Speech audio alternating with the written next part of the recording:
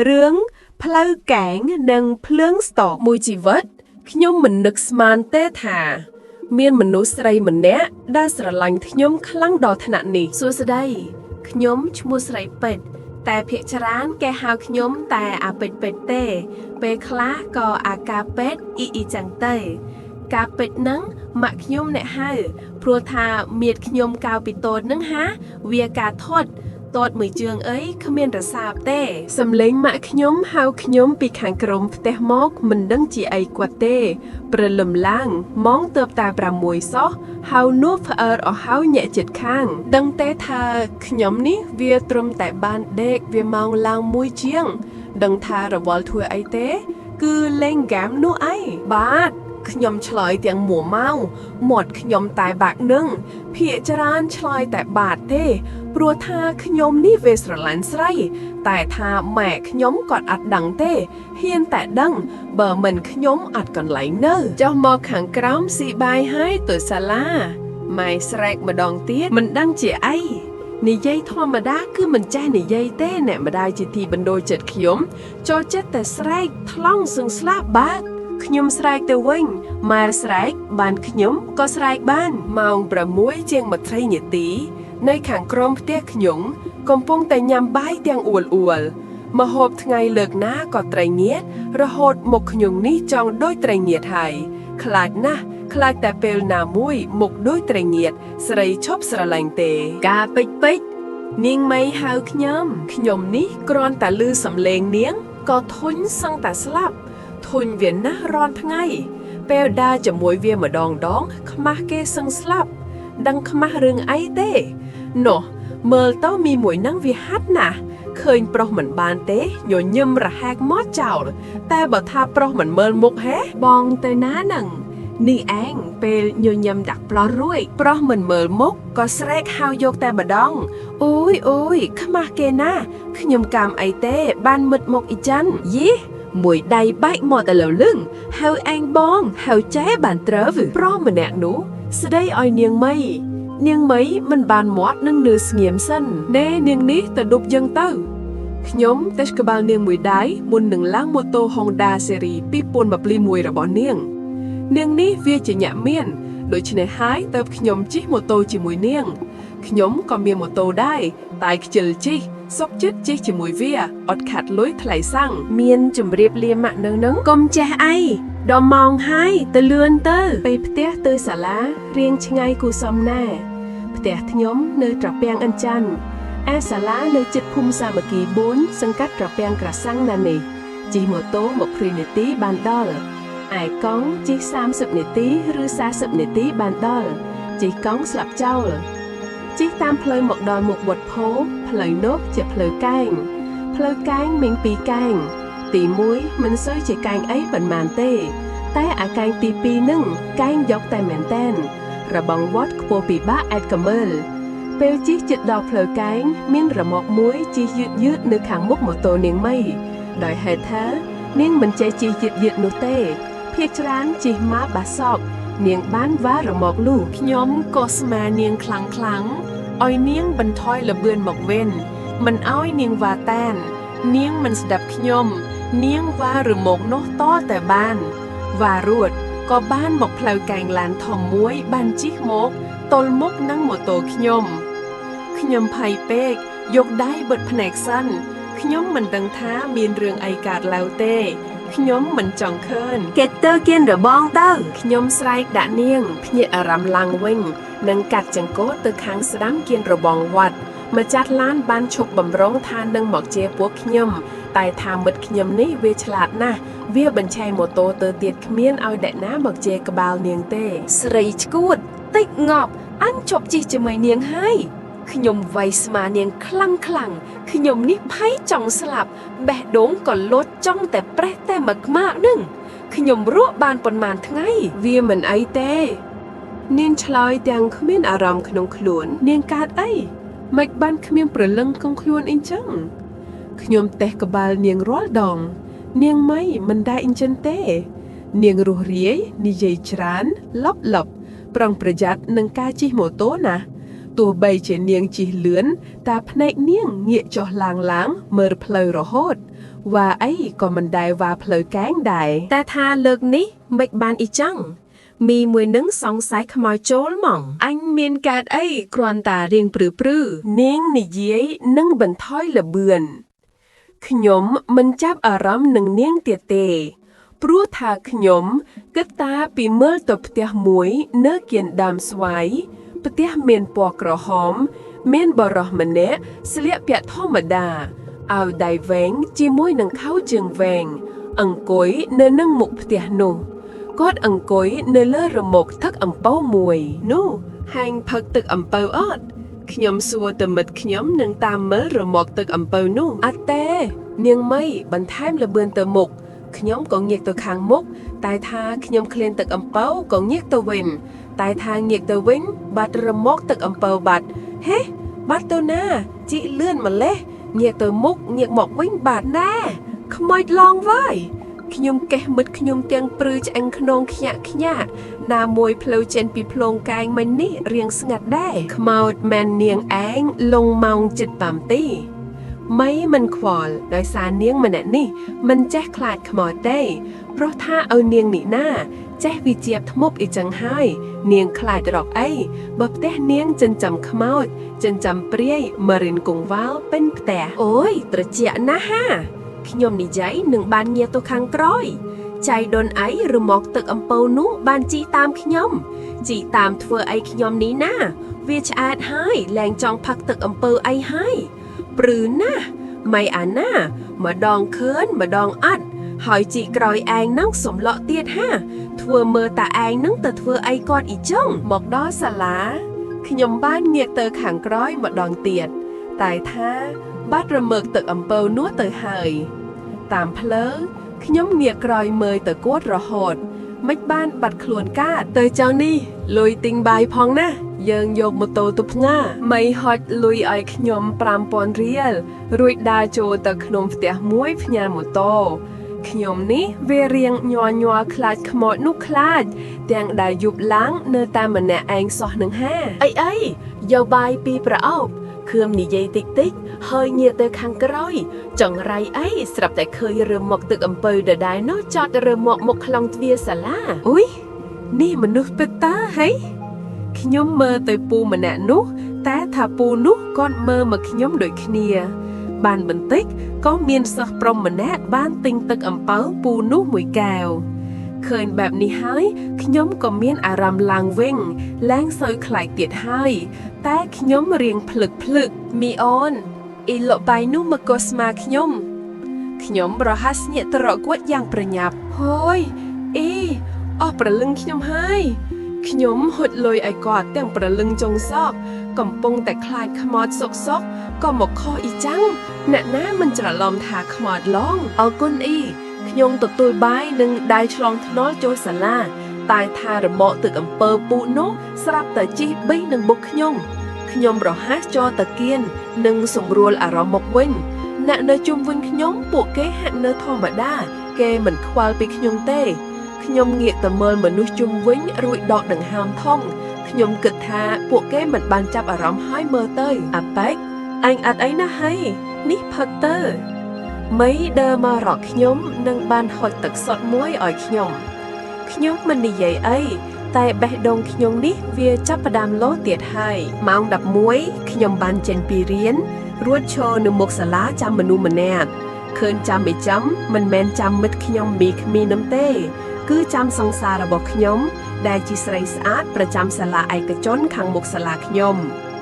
เนียงนึกภูมิบดมนิเต้แต่เนียงศกเจ็ดจิหมดโตจูนเคียงตื้อรวดเติบตระลอกมาประจำเว้ง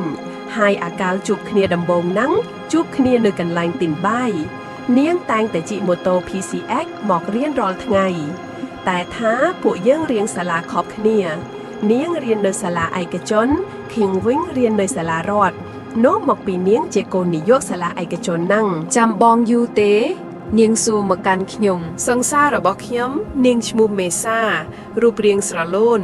កាលមិននោះឮថាមានកូនចៅសង្កាត់ណាទេតែវាដណ្ដឹងតែនាងមិនយកសុខចិត្តស្រឡាញ់គ្នាលួចលាក់ជាមួយនឹងខ្ញុំនេះវាមិនមានអីអស្ចារ្យទេម៉ាក់មេភូមិប៉ាចៅសង្កាត់នឹងមិនយូរទេខ្ញុំឡើងម៉ូតូនឹងងាកទៅខាងក្រោយបន្តិចមើលទៅមីដែលជិះពីខាងក្រោយក្នុងខ្ញុំមីនាងមិនដែលទៅផ្ទះចោលខ្ញុំទេ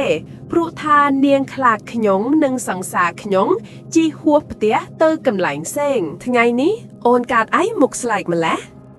មេសាមើលមុខខ្ញុំតាមកញ្ចក់ខ្ញុំនេះរៀងផ្លាក់តិចហើយខ្ញុំមិនបានឆ្លើយតបទៅនាងវិញទេដោយហេតុថាខ្ញុំជួបពូទឹកអំពៅនោះទៀតហើយនោះ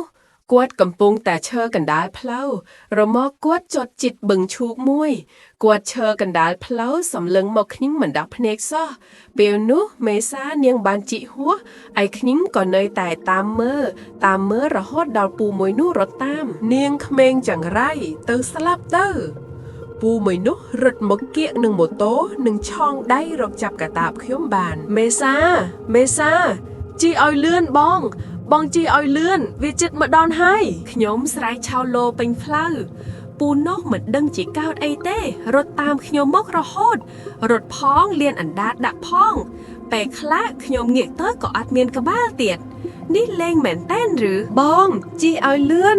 ខ្ញុំស្រែកហើយស្រែកទៀតអ្នកណាតាមបងមិនឃើញអីទេមេសាឈប់ម៉ូតូនិងងាកទៅខាងក្រោយតែនាងមិនបានឃើញអ្វីទេមានតែខ្ញុំមិនណែប៉ុណ្ណោះដែលមើលឃើញខ្ញុំបើកភ្នែកតិចមើលទៅខាងក្រោយមិនមានអីពិតមែនបាត់ទៅណាហើយមិញនេះរត់តាមច្បាស់ណាស់កុំយំវាមិនអីទេស្ដាប់បងនេះពាក់វាទៅមេសានាងក៏មានប៉ាដែលចេះវិជ្ជាធ្មប់អ៊ីចឹងហើយនាងយល់ពីស្ថានភាពនាងបានដោះខ្សែដៃរបស់នាងមកឲ្យខ្ញុំកើតអីមីឈប់ម៉ូតូមកមើលខ្ញុំគិតតែពីយំមីនាងងាកក៏ជុំវិញងាកមើលទៅដើមឈើមាត់បឹងរួចនាងងាក់ក្បាលព្រមទាំងបានមើលទៅខ្សែដៃមេសានាងទុកវាពាក់ទៅពេជ្រនាងយករបស់ខ្ញុំទៅល្អជាងនាងមីរកថានឹងដោះខ្សែដៃនាងឲ្យខ្ញុំ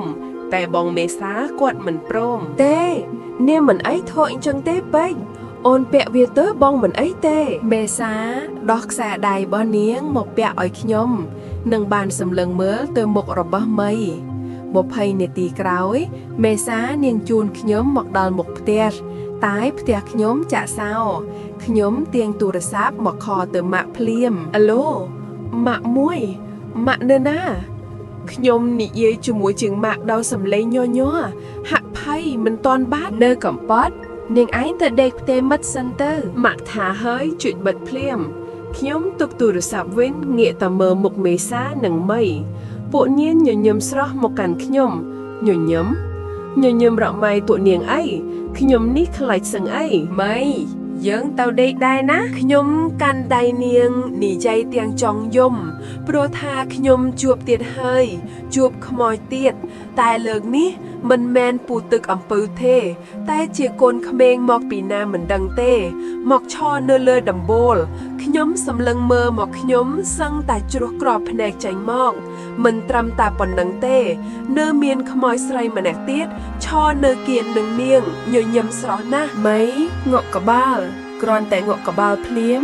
ខ្ញុំនេះក៏ប្រញាប់ឡើងម៉ូតូនាងសង្សារខ្ញុំក៏មិនបាននិយាយអីតែខ្ញុំដឹងថានាងកំពុងតែខឹងខ្ញុំតែខ្ញុំមិនអាចទៅគេងកន្លែងផ្សេងក្រៅពីផ្ទះនាងម៉ៃនឹងទេព្រោះថានាងម៉ៃនាងអាចការពារខ្ញុំបានបងទៅផ្ទះហើយណាសង្សារខ្ញុំនិយាយមកកាន់ខ្ញុំងក់ក្បាលតិចនិងញញឹមតិចដាក់សង្សារខ្ញុំពេលមកដល់ផ្ទះមីខ្ញុំនេះណាងាកឆ្វេងងាកស្ដាំរកមើលប៉ារបស់នាងតែរកមិនឃើញទេឃើញតែម៉ាក់នាងកំពុងតែស្រោចផ្កាពូទឹកអំពៅចោះទៅរមកអង្គុយបើកភ្នែកមកខ្ញុំមកបើកភ្នែករកអីខ្ញុំពិតជាមិនយល់មែនទែនហើយមិនដឹងជាខ្មោចឬព្រាយឬមួយជាទេវតាតាមខ្ញុំទេតាមខ្ញុំតាំងពីទៅរៀនមកដល់ពាក់កណ្ដាលផ្លូវក៏រត់តាម ពេលនេះក៏មកដល់មុខផ្ទះមីទៀតមីដើរនៅខាងមុខខ្ញុំនាងងាកទៅខាងក្រោយទឹកមុខនាងមិនសូវស្រួលប៉ុន្មានទេខ្ញុំដឹងថានាងបានឃើញខ្មោចនោះឬអត់សង្ឃឹមថានាងនឹងមិនបានឃើញទៅចុះសំឡេងសង្សារខ្ញុំស្រែកហៅខ្ញុំពីខាងក្រៅផ្ទះនាងចតម៉ូតូគៀនរមើកទឹកអំពៅនោះបើតាមខ្ញុំចាំប៉ាននាងជាអ្នកចេះវិជ្ជាថ្មអ៊ីចឹងហើយមេសានាងអាចនឹងចេះវិជ្ជានោះពីប៉ានាងខ្លះៗដែរព្រោះនាងថានាងអាចឃើញខ្មោចដែលកំពុងចាតាមខ្ញុំនោះបងមិនទៅផ្ទះទេមែនខ្ញុំចេញពីផ្ទះមីតែរកសង្សារខ្ញុំភូទឹកអំពើនោះគាត់ស្រាប់តែបាត់ខ្លួនបន្ទាប់ពីខ្ញុំដើរទៅជិតដនគាត់ឃើញខ្ញុំដើរអ៊ីចឹងមិនមែនខ្ញុំមិនខ្លាចគាត់ទេតែខ្ញុំអាងសង្សាររបស់ខ្ញុំទេបងសុំគេងនៅទីនេះផងបានទេព្រោះថាខ្សែដៃបងបានឲ្យទៅអូនបាត់ហើយនាងនិយាយទាំងទឹកមុខមិនស្រួលខ្ញុំនេះមិនយល់ពីសម្ដីដែលនាងនិយាយនោះទេគ្រាន់តែឲ្យខ្សែដៃមកខ្ញុំពាក់ព័ន្ធអីនឹងរឿងទៅផ្ទះខ្លាចប៉ាជេររឿងខ្សែដៃមែនទេចូលមកប្រយ័ត្នប្រយែងតិចទៅម៉ៃដើរមកពីខាងក្រៅខ្ញុំនាងបានបើកទ្វារឲ្យសង្សារខ្ញុំចូលទៅខាងក្នុង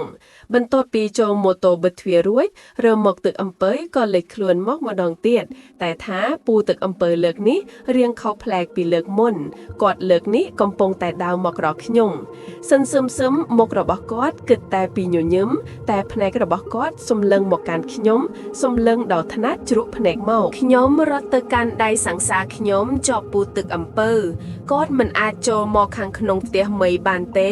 ដោយសារតែផ្ទះមីមានអ្នកការពារត្រឹមត្រូវខ្ញុំឃើញអ៊ីចាំងក៏លែងមាត់បាត់មាត់ឆាំងតែម្ដងចូលមកមីបកដៃហៅខ្ញុំជាមួយនឹងសង្សារខ្ញុំប្រញាប់កាន់ដៃខ្ញុំចូលទៅខាងក្នុងផ្ទះប៉ាម៉ាក់នាងទៅណាអស់ហើយមេសាសួរដោយមើលជុំវិញផ្ទះមេសាជាមួយខ្ញុំភាគច្រើនតែងតែមកលេងផ្ទះមីបានញឹកញាប់មកពេលណាក៏ឃើញប៉ាម៉ាក់មីដែរតែលើកនេះមិនឃើញទើបហាក់ប្លែកចិត្តគាត់មិននៅទេខ្ញុំភ្ញាក់ព្រាតនេះម៉ាក់នាងមិននៅចុះអ្នកណាគេស្រោចផ្កាមិញនេះជាអីឃើញនៅស្រោចផ្កាច្បាស់ណាស់មិញនេះនាងកើតអីចូលមកដល់ផ្ទះយើងហើយគ្មានខ្មោចណាលងនាងកើតទេមីដើរទៅចង្ក្រាងបាយទៅរកមើលបាយម្ហូបសង្សារខ្ញុំក៏ទៅអង្គុយនៅលើសាឡុងតែខ្ញុំនេះវិញទៅណាអត់រួចទេអស់កម្លាំងដល់ហើយកំរើខ្លួនមិនរួចនិយាយអ្វីក៏មិនកើតនេះខ្ញុំកើតអីនឹងកុំប្រាប់ណាថាចំនាងផ្ទះកំពុងលេងជាមួយខ្ញុំហើយពិតមែនចំនាងផ្ទះកំពុងលេងជាមួយខ្ញុំនោះមើលទៅលេងឈរនៅចំពោះមុខខ្ញុំល្អណាស់ញញឹមដាក់ទៀតផងនាងជាមិត្តខ្ញុំសូមចំនាងផ្ទះកុំលេងជាមួយនាងអីម៉ៃដើរមកជិតខ្ញុំនាងបានតែស្មាខ្ញុំតិចតែរួចខ្ញុំក៏មានកម្លាំងវិញអាចកំរើខ្លួនបានខ្ញុំគិតថាថ្ងៃនេះខ្ញុំកើតអីមិនបានមានគេតាមខ្ញុំរហូតឬមួយខ្ញុំសុយពេកដល់ថ្នាក់មើលឃើញខ្មោចវាមិននឹងអាចខ្ញុំនេះណាឈ្មោះអាពេកជីកូនហេងប្រចាំភូមិពេលញ៉ាំបាយរួចនាងកុំចេញពីផ្ទះនេះណាប្រយ័ត្នខ្លួនបន្តិចទៅគេកំពុងតែចាំនាងនៅមុខផ្ទះម៉ៃចាប់ដៃរបស់ខ្ញុំឮនឹងឃើញនាងចាប់ដៃទៅបែរមុខទៅទ្វារផ្ទះនាងក៏ឃើញខ្មោចមកពីណាទេច្រើនណាស់មានទាំងប្រុសទាំងស្រីទាំងពូទឹកអំពើនេះខ្មោចទាំងនេះមកពីណានឹងច្រើនម្លេះខ្ញុំមានបានទៅធ្វើអីពួកគេឯណាចង់មករកខ្ញុំធ្វើអីបើថាខ្ញុំធ្វើអំពើអាក្រក់ក៏មិនមែនដែរខ្ញុំសម្លាប់ពួកគេក៏មិនមែនដែរខ្ញុំនៅតែផ្ទះនឹងដើរលេងជាមួយនឹងសង្សារឬមួយម៉ៃមិនដែលទៅធ្វើអីអ្នកណាផងពួកគេមករកខ្ញុំធ្វើអីខ្ញុំកាន់ដៃសង្សារខ្ញុំក្បាលរបស់ខ្ញុំចាប់ផ្ដើមឈឺកាន់តែខ្លាំងទៅភ្នែករបស់ខ្ញុំងងឹតបន្តិចម្ដងខ្ញុំមិនយល់ថាវាកើតអីនោះទេតែមិនបានភ្នែកខ្ញុំងងឹតម្លេះបានបន្តិចខ្ញុំបានមកដល់កន្លែងមួយដែលពោពេញទៅដោយខ្មោចជាច្រើនឆោតតម្រៀបគ្នានៅនឹងមុខខ្ញុំខ្មោចទាំងនោះសុទ្ធតែជាខ្មោចតៃហោងខ្លះមានក្បាលខ្លះក៏គ្មានក្បាលអ្នកខ្លះទៀតក៏យួរក្បាលរបស់គេអ្នកខ្លះទៀតមកតែពាក់កណ្ដាលខ្លួនខ្ញុំដើរទៅខាងក្រោយបន្តិចម្ដងតែថាពួកខ្មោចនោះវាមិនបែរមកតាមខ្ញុំនោះទេពួកវាបានដកដៃរបស់វាមកតាមចាប់ខ្ញុំទៅវិញទេ ខ្ញុំត្រឡប់ក្រោយរត់ទៅយ៉ាងលឿនសូមជីវិតយើងវិញមកសំលេងខ្មោចកងរំពងពេញទៅជាខ្ញុំរត់ទៅមុខរត់ទៅកាន់តែលឿនសំលេងដកដង្ហើមរបស់ខ្ញុំក៏ដកញាប់ទៅខ្ញុំរត់ឆ្ងាយហើយតែផ្លូវគ្មានទីបញ្ចប់ទាល់តែសោះសងជីវិតយើងវិញមកសំលេងខ្មោចបានបន្លឺមកម្ដងទៀតខ្ញុំរត់បណ្ដើរយកដៃទៅបិទត្រចៀកបណ្ដើរ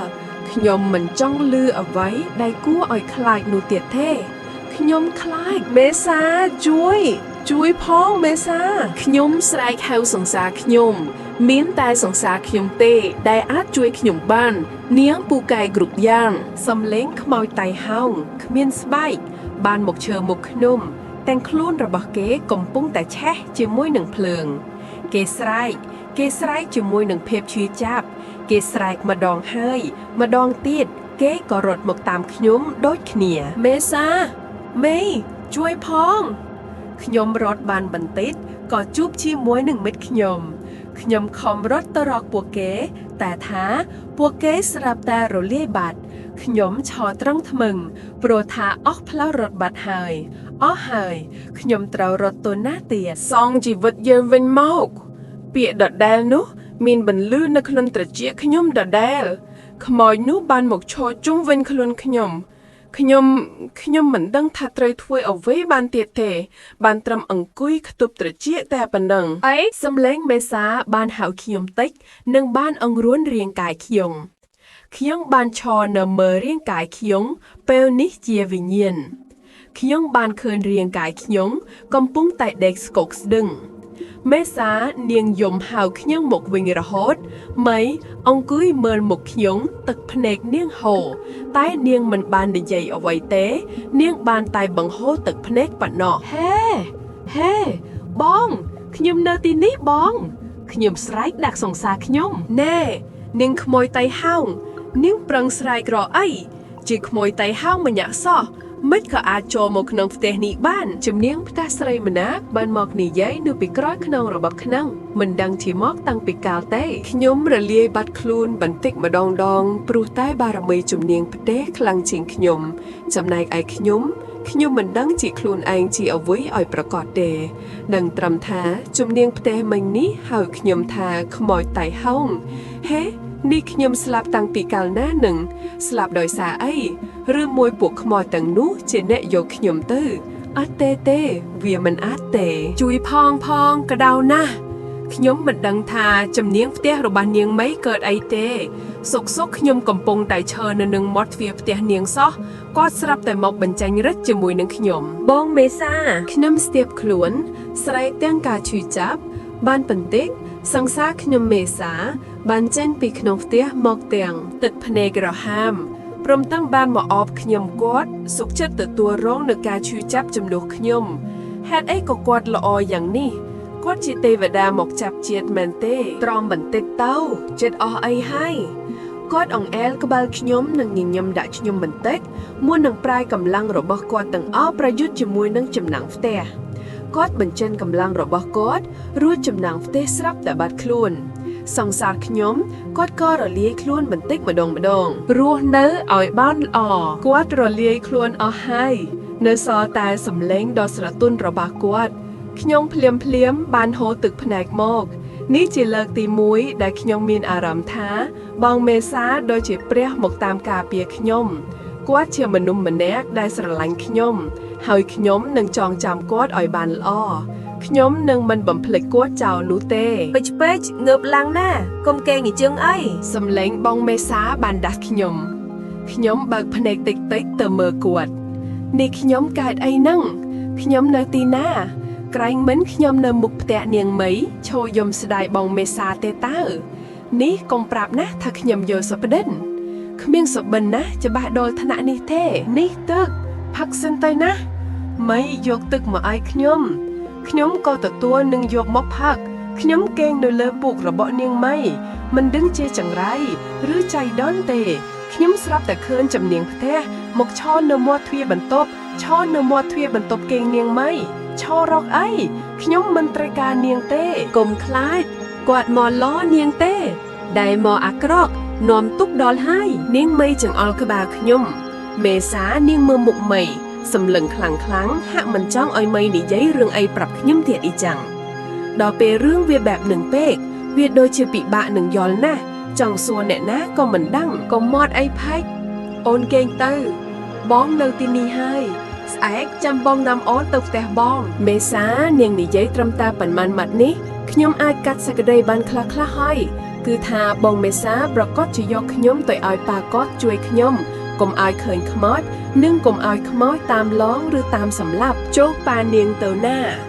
រវាងប៉ាមីនិងប៉ាបងមេសាខ្ញុំស្និទ្ធជាមួយប៉ាមេជាងអ៊ីចឹងទើបចង់ឲ្យប៉ាមីជួយប្រសាជាងណាមួយនាងមីក៏ចេះវិជាថ្មប់អីអស់នឹងដែរមិននៅទេកំពុងតែនៅចិនដល់អំពើថ្មប់ឯម៉ាក់វិញនៅជាមួយនឹងប៉ានាងមីឆ្លើយធម្មតាព្រឹកស្អែកម៉ោងព្រឹកនាងមីបងមេសានិងខ្ញុំរៀបចំខ្លួនយ៉ាងសមរម្យម្នាក់សុទ្ធតែមានខ្សែដៃស្អីទេនេះពណ៌ខ្មៅខ្មៅខ្ញុំមិនដឹងថាវាជាខ្សែអីទេតែបងមេសាឲ្យខ្ញុំតាំងពីពេលខ្មៅលត់តាមបងមេសាគាត់គ្មានខ្សែដៃនឹងទេមានតែខ្សែព្រាកមួយខ្ញុំគិតថាខ្សែព្រាកបងមេសាអាចនឹងល្អជាងខ្សែដៃខ្ញុំតោះពេកឡើងម៉ូតូមកបងមេសាកាន់ដៃខ្ញុំនិងញញឹមដាក់ខ្ញុំបន្តិចខ្ញុំនេះដូចជាមិនចង់ទៅតាមគាត់សោះតែថាបើមិនទៅតាមខ្ញុំប្រកាសជាខ្មោចតាមកាត់បំពាក់កស្លាប់ចោលបងមេសាមិនខានពេកនាងត្រូវចាំណាតាមផ្លូវឃើញអ្វីក៏ដោយនាងត្រូវតែធ្វើធម្មតាតែមិនអ៊ីចឹងទេនាងប្រកាសជាស្លាប់ខ្ញុំវិញមិនអាចទៅជាមួយនឹងនាងបានទេព្រោះថាខ្មោចទាំងនោះនឹងអាចធ្វើបាបឯងជាងនេះអ៊ីចឹងខ្ញុំនៅចាំផ្ទះនាងមីឈរនិយាយពីក្នុងផ្ទះមកនាងឈរនៅជិតជំនាងផ្ទះស្អីគេនឹងទៀតហើយសង្ស័យតែនាងមីនិងជំនាងផ្ទះត្រូវគ្នាខ្លាំងហើយបានជាឈរជិតគ្នានិយាយជាមួយគ្នាស្រួលណាស់ខ្ញុំតបទៅនាងរួតបងមេសាក៏បញ្ឆេះម៉ូតូខ្ញុំអបចង្កេះគាត់ជាប់ព្រោះថាខ្ញុំនេះមានចរិតជាប្រុសខ្លះមែនតែខ្ញុំខ្លាចណាស់ខ្មោចបើខ្ញុំមិនខ្លាចខ្មោចពេលនេះបងមេសាត្រូវហៅខ្ញុំថាបងនឹងធ្វើប្រពន្ធខ្ញុំបងដឹងទេថាហេតុអីបានខ្មោចតាមខ្ញុំអ៊ីចឹងប្រហែលអូនឯងជាដើមហេតុឲ្យគេស្លាប់ដឹងបងមេសានិយាយទាំងហីខ្ញុំដឹងថាគាត់ជាអ្នកទី1ដែលដឹងពីរឿងខ្មោចនេះតែគាត់មិនប្រាប់ខ្ញុំជាដើមហេតុឯណាបងច្រើនដល់ថ្នាក់នេះមិនក្រោមពី30នាក់ទេបងងាកឆ្វេងងាកស្ដាំកែងថាជួបខ្មោចមានអីជួបមែនគឺនៅឈរពេញផ្លូវកែងទី1របងវត្តបងមេសាគាត់បន្ថយល្បឿនបន្តិចម្ដងព្រោះថាជាផ្លូវកែងខ្ញុំនេះក៏ចាំសម្ដីនាងមីទើបបិទភ្នែកឈ្មោលមុខនឹងខ្នងរបស់បងមេសាពេលជិះទៅដល់ផ្លូវកែងខ្មោចទាំងនោះបាននិយាយអ្វីទេរងងៅខ្ញុំស្ដាប់មិនបានសោះតែមានខ្មោចមួយនោះនិយាយច្បាស់គេនិយាយថាសងជីវិតយើងវិញមកពាក្យនឹងទៀតហើយពាក្យនឹងឮតាំងពីនៅខឿនសុពិនពេលនេះក៏នៅតែឮទៀតមកដល់ផ្លូវកែងទី2ខ្ញុំបានបើកភ្នែកតែស្រាប់តែឃើញរូបខ្ញុំជាមួយនឹងនាងមីកំពុងតែជិះម៉ូតូក្នុងសម្លៀកបំពាក់ជាសិស្សជិះវ៉ារ៉េម៉កទឹកអំពៅមួយខ្ញុំនិងមិត្តខ្ញុំវ៉ារួចក៏បានទៅជួបជាមួយនឹងឡានធំខ្ញុំនិងមិត្តខ្ញុំបានវ៉ាឡាននោះរួចតែថាឡាននោះបានកិច្ចពួកខ្ញុំឃើញតែត្រឹមនេះបងមេសាគាត់បានជិះហួសផតសំឡេងអីមកពីខាងក្រោយខ្នងខ្ញុំជាសំឡេងអីខ្ញុំចង់ឲ្យបងមេសាជីកបកទៅវិញតែមិនហ៊ានព្រោះថាខ្ញុំបានឃើញខ្មោចនៅខាងក្រោយច្រើនណាស់ហ៊ានតែបកក្រោយខ្មោចកាត់កកស្លាប់ទាំងពីរកុំមើលបងមេសានិយាយប្រាប់ខ្ញុំងាកទៅមុខវិញមកដល់ផ្ទះបងមេសាភ្លាមក៏ឃើញប៉ានាងនៅឈរមុខផ្ទះក្នុងដៃមានទឹកមុនរួចស្រេចក្រានតែមកដល់មុខផ្ទះប៉ាបងមេសាបានទុកទឹកមុនមុខផ្ទះបងមេសាគាត់បានយកទឹកមុនមកលុកមុខនិងយកបន្តិចទៀតមកបែកលើខ្លួនខ្ញុំសល់ចេះទៅលើម៉ូតូបានបន្តិចបងមេសាគាត់មិននិយាយអីនឹងបានយកម៉ូតូចូលផ្ទះចូលរួចខ្មោចប្រហែលជា30នាក់បានរត់មកពីណាមិនដឹងរត់មករកខ្ញុំហើយ ខ្ញុំឃើញបែបនេះមិនភ្លើនទេរត់ចូលក្នុងរបងផ្ទះតែឈរចិត្តប៉ាបងមេសាកុំខ្លាចនាងចូលមកដល់ទីនេះគ្មានខ្មោចណាអាចចូលមកតាមទេខ្មោចទាំងអស់ឈរនៅមុខផ្ទះកាន់អាវុធពេញដៃហាក់ចង់យកមកសម្លាប់ខ្ញុំខ្សែដៃមេសាឲ្យទៅនាងឬប៉ាបងមេសាក៏សម្លឹងមកខ្សែដៃពណ៌ខ្មៅដែលបងមេសាបានឲ្យខ្ញុំកាលពីម្សិលចាលោកអ៊ំអ៊ីងចឹងទេតាបានម្សិលមិញមិនមកផ្ទះគាត់និយាយរួចដើរចូលទៅខាងក្នុងផ្ទះបងមានរឿងអីពាក់ព័ន្ធជាមួយនឹងខ្សែដៃនឹងមែនទេចូលទៅខាងក្នុងសិនទៅណាបងមេសានិយាយបន្លប់ខ្ញុំស្របពេលដែលខ្មោចទាំងនោះកំពុងតែស្រែកដោយការឈឺចាប់ពីខាងក្រៅរបងប្រទេសមកខ្សែដៃមួយនេះជាខ្សែដៃដែលអាចការពារខ្មោចបិសាចព្រាយពួកអមនុស្សមិនឲ្យមកយាយអ៊ីបានមេសាឲ្យខ្សែដៃនេះទៅនាងចាត់ទុកថាវាជាសំណាងដ៏ធំរបស់នាងទៅចោះយប់មិនកូនស្រីយើងមិនមកផ្ទះព្រោះតែនាងគេបានឲ្យខ្សែដៃទៅនាងគេគ្មានអីទុកការពារខ្លួនទេគាត់និយាយចប់ខ្ញុំមើលទៅមុខបងមេសាគាត់ញញឹមស្រស់ណាស់គាត់ធ្វើមើលតែខ្ញុំនឹងនាំរឿងល្អឲ្យគាត់អីចឹងនាងដឹងថាខ្មោចទាំងនោះមកតាមនាងធ្វើអីទេមិនដឹងទេលោកអ៊ំឯងមិនចាំខ្មោចទឹកកំពៅនោះទេបងមេសាគាត់ហៅខ្ញុំថាឯងព្រោះគាត់ខ្លាចប៉ាគាត់ដឹងថាខ្ញុំនិងគាត់ជាសង្សារនឹងគ្នាហ៊ានតែដឹងខ្ញុំនេះដឹងតែខ្លាចជាចំណីខ្មោចក្រៅផ្ទះនោះមិនខានចាំគាត់បានតាមលងខ្ញុំតាំងពីម្សិលមិញគាត់មានរមុកមួយគាត់លងខ្ញុំបន្ទាប់ពីខ្ញុំជិះវ៉ារមុកទឹកអំពើមួយនោះរមុកទឹកអំពើដូចគ្នាខ្ញុំយល់ហើយពូទឹកអំពើមួយនោះជាខ្មោចដែលបានស្លាប់ព្រោះតាជិះគេឆ្លានគាត់ស្លាប់ដោយសារតែខ្ញុំជាមួយនឹងមិត្តខ្ញុំចាំបានមិញនេះពេលជិះមកជាមួយនឹងបងមេសាខ្ញុំបានឮសំឡេងអ្វីទេឮខ្លាំងណាស់ល្អអញ្ចឹងនាងគួរតែនិយាយជាមួយគេព្រោះនាងជាដើមហេតុលោកអ៊ំគាត់និយាយដោយមិនខ្វល់ពីខ្ញុំហេតុអីជាខ្ញុំមិត្តខ្ញុំនាងម៉ៃជាអ្នកបើកខ្ញុំប្រកែកនាងម៉ៃជាអ្នកបើកនាងម៉ៃវាប្រហើនទៅយកនាងទៅក៏មកយកខ្ញុំមិនដឹងអីទេមិត្តនាងជាដើមហេតុតែមិត្តមានបារមីខ្ពស់ជាងនាងប៉ាមិត្តនាងជាបិសាចលានឆ្នាំមកចាប់ជាតិគេមានអំណាចជាងនាងចំណែកនាងអំណាចនាងគ្រាន់តែមនុស្សធម្មតាអ៊ីចឹងហើយនាងត្រូវតែមកទទួលខុសត្រូវឯងចាំបានទេព្រឹកមិញម៉ៃត្រូវមកជាមួយចំអែងតែនាងមិនមកវិញព្រោះនាងមិនទាន់ចង់ស្លាប់បងមេសានិយាយមកកាន់ខ្ញុំទើងអួតលឹមកខ្ញុំនេះស្រាប់តែស្រក់ទឹកភ្នាត់មកម៉ាត់នេះមិត្តខ្ញុំវាដល់ថ្នាក់នឹងផងហេវាអត់មាននិយមណាស់វាគិតតែខ្លួនឯងវាជាអ្នកបង្កខ្ញុំជាអ្នកទទួលខុសត្រូវកុំយំបងមេសាក៏ចង់ទាញខ្ញុំទៅអោប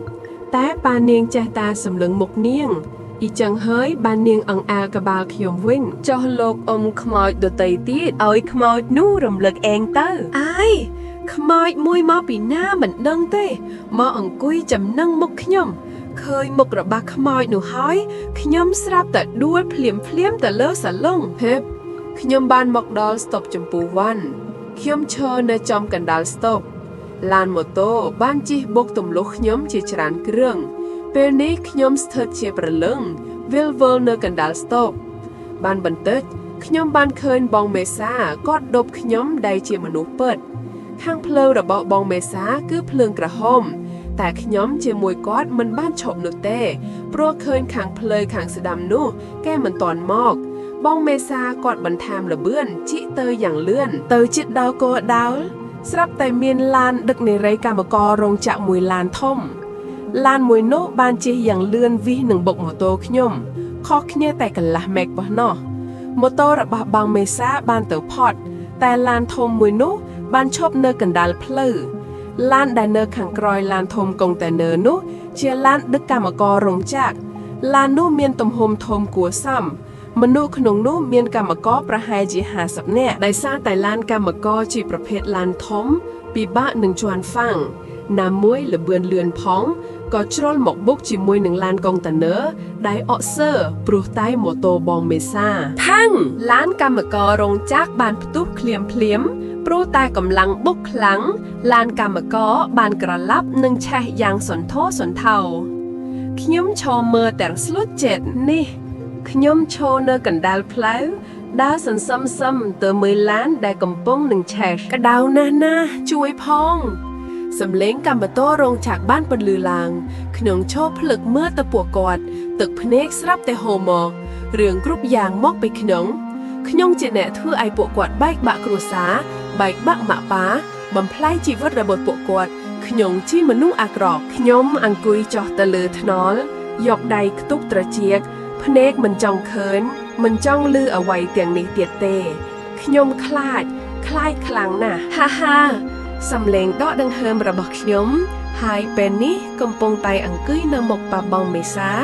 មេឃចាប់ផ្ដើមងងឹតផ្លែកបន្ទោឆ្វេកឆ្វាតផ្គររុនរង្គើអបមេឃដីសងជីវិតយើងនាងបំបែកយើងពីកូនយើងនាងបំបែកយើងពីគូដណ្ដឹងយើងនាងបំបែកយើងពីគ្រួសារយើងនាងសុំតែស្លាប់សំឡេងខ្មោចទាំងនោះស្រែកព្រមគ្នារំពងពេញត្រចៀកខ្ញុំពួកខ្មោចពេលនេះនៅពេញផ្ទះរបស់បងមេសាពួកវាឈរសម្លឹងមកខ្ញុំនិយាយពាក្យដដែលដែរអ្នកខ្លះក៏យំសោកអ្នកខ្លះស្រែកស្ដីបន្ទោពួកខ្មោចតៃហោងឯងចង់បានអីប៉ាបងមេសាឈើនៅជិតខ្ញុំចង្អុលទៅខ្មោចទាំងនោះ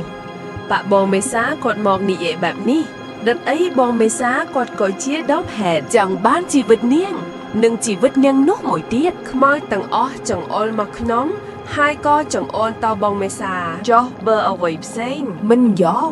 យើងចង់បានតែជីវិតនាងពេកជាមួយជីវិតនាងមេសាបើមិនបានទាំងពីរយ៉ាងណាក៏បានមួយខ្មោចស្រែកមកម្ដងទៀតខ្ញុំញ័រដៃញ័រជើងក្នុងចិត្តបន់ស្រន់រត់ប្រេះមកជួយខ្ញុំមិនទាន់ចង់ស្លាប់ទេខ្ញុំមិនទាន់នឹងបានធ្វើជាប៉ូលីសដើម្បីបំពេញក្តីស្រមៃថងស្លាប់ងាយយ៉ាងម៉េចប៉ាបងមេសានិយាយហើយងាកខ្លួនព្រមទាំងបានយកកាំបិតមកកាត់ខ្សែដៃពណ៌ខ្មៅដែលបងមេសាឲ្យខ្ញុំតែកុំចូលមកខ្ញុំស្រែកមួយអស់សំឡេងតែវាយឺតពេលខ្មោចស្រីម្នាក់បានហោះមកកាច់បំបាក់កខ្ញុំហូរឈាមតាមមាត់ស្លាប់នៅនឹងកន្លែងប៉ែតអូនលែងខ្ញុំប៉ែតប៉ាខ្ញុំជាដើមហេតុប៉ាឲ្យគេយកខ្ញុំទៅដែរទៅប៉ាលែងខ្ញុំទៅប៉ាខ្ញុំទៅរកពេជ្រណាប៉ាបងមេសាគាត់ស្រែកយំចង់មកតាមខ្ញុំតែប៉ានាងជាមួយនឹងកូនចៅបានចាប់នាងជាប់មិនឲ្យនាងមកតាមខ្ញុំនោះទេមែនខ្សែដៃបងមេសាមើលទៅខ្សែដៃគាត់នឹងញញឹមតិចរួចខំវាឲ្យដាច់ភ្លាមក្មួយស្រីដដែលនោះបានហោះមកកាច់បំបាក់កបងមេសានិងបោះនាងឲ្យមកដេកក្បែរខ្ញុំក្មួយចង្វោះបានសំបំណងពួកគេហើយពួកគេបានរលាយនិងបានសោចសប្បាយចិត្តពេកបងស្រឡាញ់អូនមានជាតិក្រោយបងសូមជួបអូនគ្រប់ជាតិណាបងមេសាគាត់នៅសល់ដង្ហើមតិចគាត់បានកាន់ដៃខ្ញុំគាត់ស្លាប់ទាំងស្នាមញញឹមខ្ញុំឯនេះវិញមិនទាន់ស្លាប់ទេខ្ញុំក៏សល់ដង្ហើមតិចដែរខ្ញុំញញឹមទាំងបិទភ្នែកបងមេសាខ្ញុំពេលនេះស្លាប់ទៅបិទភ្នែកចិត្តហើយខ្ញុំអរគុណបងសម្រាប់រឿងកំឡុងមកបងជាមនុស្សស្រីម្នាក់ដែលអស្ចារ្យខ្ញុំស្រឡាញ់បងសង្ឃឹមថាជាតិក្រោយខ្ញុំនឹងបានរស់នៅជាមួយបងមេសាខ្ញុំនិយាយក្នុងចិត្តមុននឹងផុតដង្ហើមទៅ